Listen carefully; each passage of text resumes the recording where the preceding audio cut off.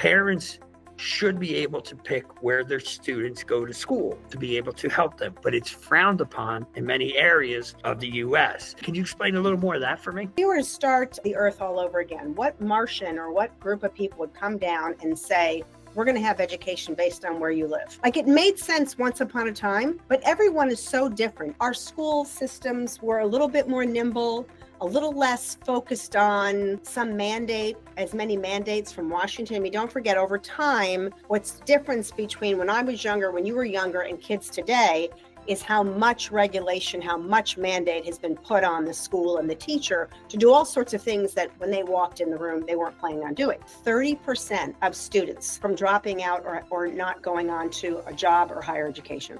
And one of those people was my neighbor. And all I could think of was Tommy, and how Tommy's parents were going through a terrible divorce and they were blue collar and he was in wood shop. And all of a sudden one day, like, Tommy was never in school again. And I never knew what happened to Tommy. And years later, we're at a union. He basically said, no one paid any attention to me in school. They just thought I was a troublemaker. They didn't know I was hurting. Like, we don't know what kids are going through. And sometimes we don't know what families are going through. And so that's one leg on the stool, right? The other leg of the school is project-based learning, personalized learning. Some kids need smaller, some kids need bigger. So those are all different approaches. And so where once upon a time, I think traditional public schools did a pretty good job of that for most kids, it's never been all, and it's certainly a minority of kids now, which is why we need education options like never before.